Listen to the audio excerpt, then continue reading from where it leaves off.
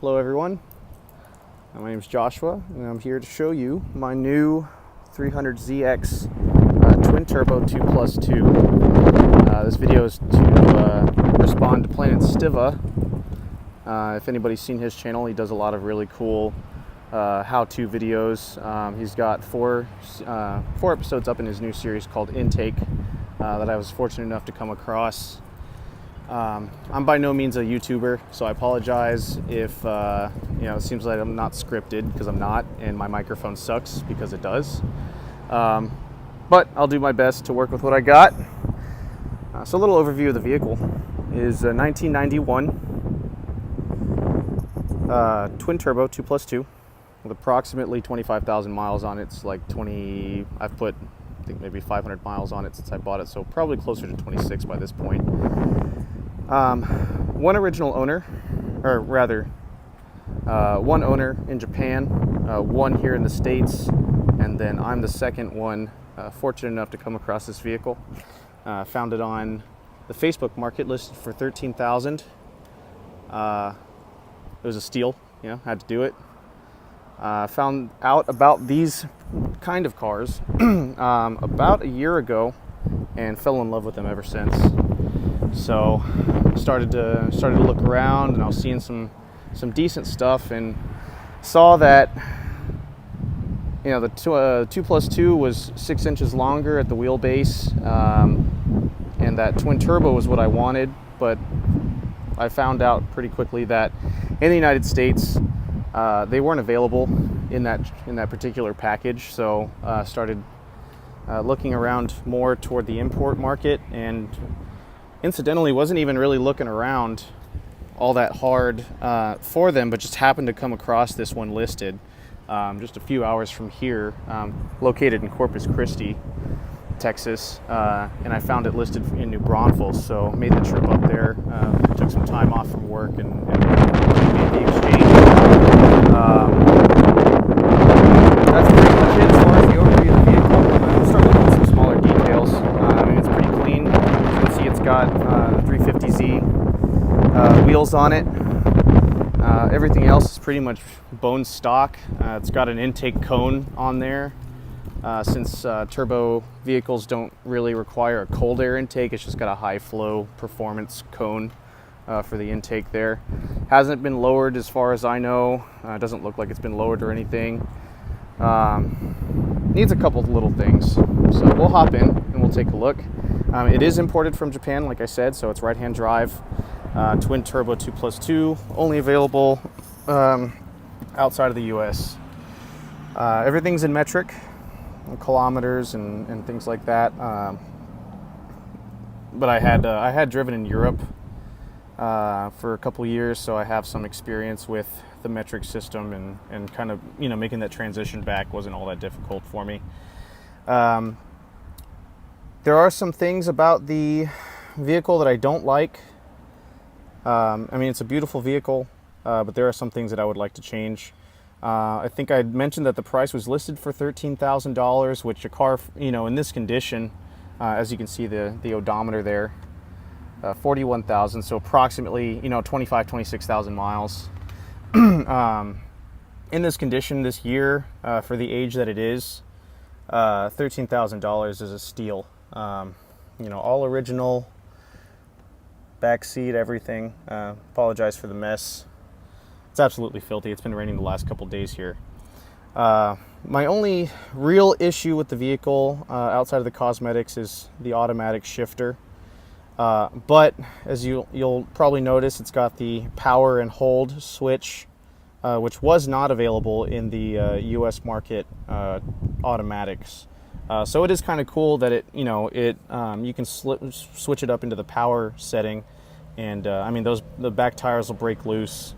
These are decent tires from what I understand, and they'll still break loose if I put too much gas in there. Plan on swapping it out, but since this is my first time actually driving right-hand drive, I figured, you know what, screw it. It's such a great deal. It's a beautiful car. It's in great condition, and I wouldn't be doing myself any favors to pass it up just because of the transmission. And honestly, it's a lot of fun regardless. So plan on switching it out probably in the near future or far future. I don't really know yet. I'm still getting used to the vehicle, but swapping it out for a manual, what I understand is that it's not really all that expensive to do it. I'm not really great with tools and things like that at this point in my life, but I'm learning a lot.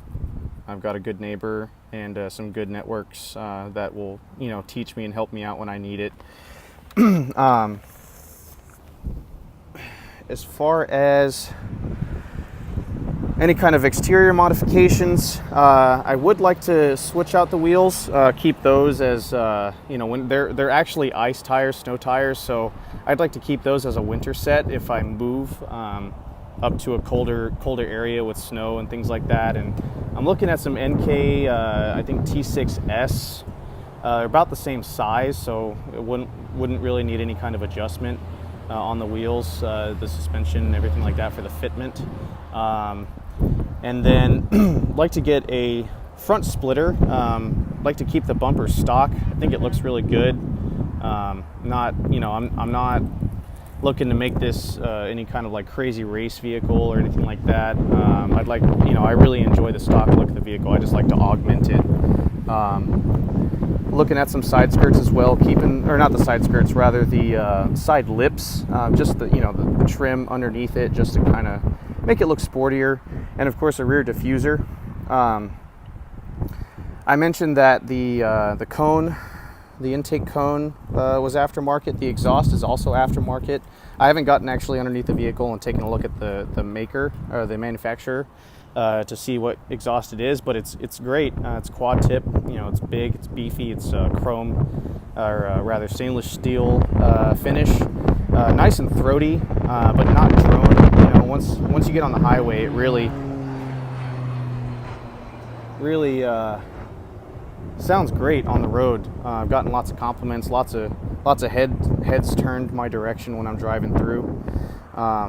Aside from that, really don't want to do too much. Probably get bigger fuel injectors, get a tune. It is a 26-year-old car, so I want to change out the fluids here soon and things like that, just to kind of take care of it some more. And with any car that's over, that's aged any amount of time, even if it's well taken care of, there are some things that would happen to deteriorate. I'm really thankful that the T-tops, the seals are great. They hold, they're dry, nothing leaks. Not a single drop. But as far as the interior, there is some bubbling. I probably can't see it on this door, but just right in here, aft of the handle there, it's starting to bubble a little bit. You can probably see it on the driver door a little bit better. We'll head over there and take a look. Yeah, you can make that out pretty good, but it's not going to be too bad to fix at some point. All the electronics work. The electric seat works. The cruise control, it kind of drives me nuts. Maxes out at about 110 kilometers, so like 66, 67 miles an hour. So driving down here in Texas, we've got 75 and 80 mile an hour speed limit zones, and can't cruise on it.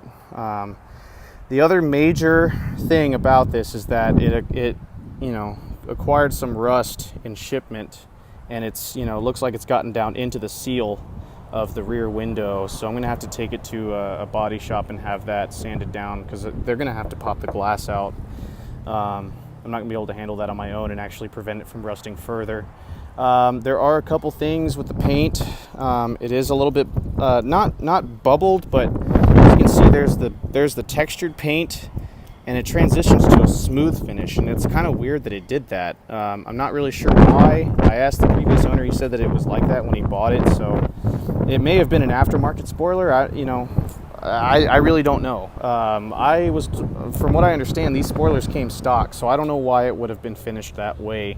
It kind of drives me nuts, but it's very minor, and you have to really look at it up close in order to see it.